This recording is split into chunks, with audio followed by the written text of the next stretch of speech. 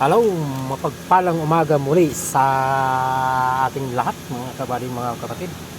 Welcome muli sa ating vlog. Ngayon, nandito na naman tayo ngayon mga kabady, mga kapatid sa Chevrolet Tahoe mga kabady, mga kapatid. 2000 na anong model ito?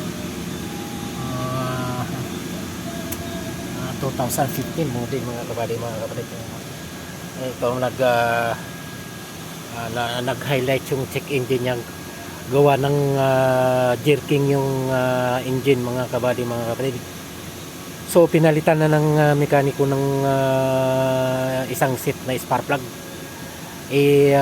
May ang actually atin na ito sinilip sa mahiwaga nating red book mga kabady, mga kapatid, noong nakaraang araw mga kabady, mga kapatid. Pinurward natin na isang coil ang defective mga kabady, mga kapatid. Ang masama ay spark plug lang ang pinilitan. So ganun ang naging ganun pa rin naging ang problema mga kabady, mga kapatid. Jerking pa rin at saka nandiyan pa rin itong check engine. So ngayon kahapon pinagdiinan ko na talagang coil at ang problema dyan. So ito pinalitan na ng coil mga kabady, mga kapatid. Ito na yung luma, ang bago nandun nakakabit na. So itong luma, napansin nyo yan, madumi pa. So check engine nag-highlight at saka dati may traction ito kasama check engine at saka traction. Ngayon nung pinalitan ng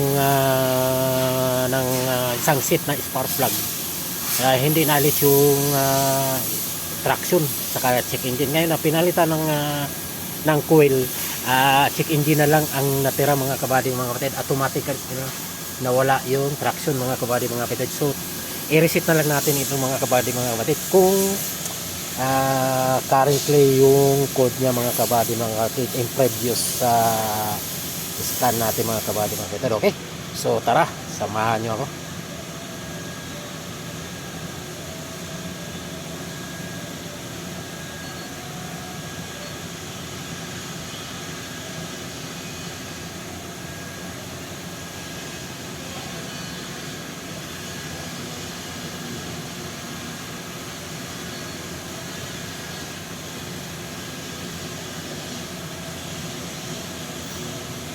Tahoe. So system list and then smart detection para initialize yun yung problema yan mga kabady, mga kapatid. Yung code na yan, number 1, engine control module ECM, yung code engine misfire detected. Yan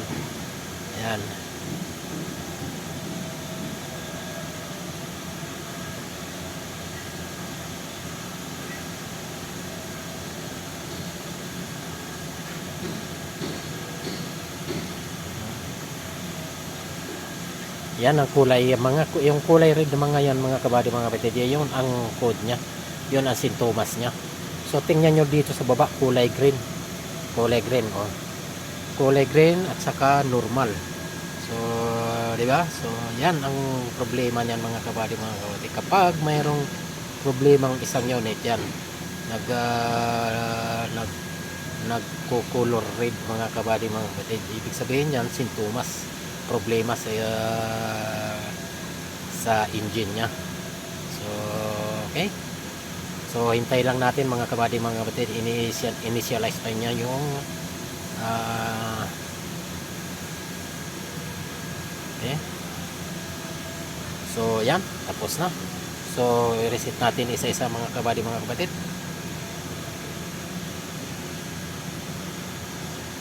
Tingnan natin red fault code. Ayan, DTC display. Tingnan natin kung yan, engine misfire. Hindi pa, di ba? So atin na lang yan mga kabady. Ang sinasabi niya, do you want to clear all emission related DTC and frame failure record from all OBD module before DTC can be cleared? The ignition must be on i-on lang daw mga kabady, mga kapatid, okay? I-on lang daw natin yung ignition, hindi na umaandar, okay? So nakauna service mode and the engine propulsion system must be off in active. Purpose start vehicle, please long press the start button for the 5 to 10 seconds and do not step on the brake to turn ignition on, okay? Okay, yes, i-lang natin mga kapatid. So clear fault code completed. Tingnan, completed na. So completed na. So balikan natin uli kung ayan, no DTC na. So ignition test status this ignition cycle. So diagnostic test ay. Okay? So balikan natin, isa-isahin natin mga kapatid. Okay, dito na naman tayo sa transfer case sa control module TCCM na isang code. So tingnan natin kung anong code ito. So DTC display. So invalid data received from engine powertrain control module. Oy, magpang bigat pa, pero try natin i-reset. Completed. Okay. No DTC mga kabady, balikan natin ulit kung nandyan pa. So no DTC ulit. So balik tayo sa system. Okay. So isa na lang. Electronic brake control module ABCM, may isang code din. Invalid data received from engine powertrain control module, the invalid data sorting. Try natin ulit. So ito ang problema nito, bakit ganito ito? Distance sensing cruise control module, please make a selection not equipped or distance sensing cruise control. Ayan, try natin dito.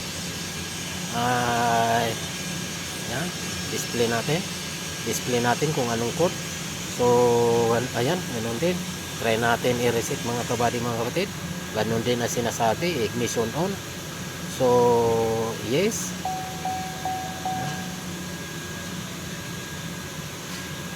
so completed. So no DTC. So back to the code. No code. So now we will proceed to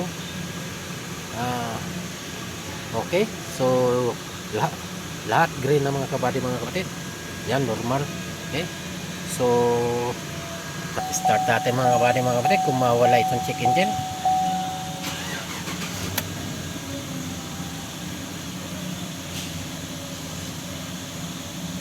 So yan, successful mga kabady, mga kapatid. Job well done na mga kabady, mga kapatid. Okay, so thank you muli. Ako'y nagpapasalamat muli sa inyong lahat sa pagsubaybay sa aking mga video.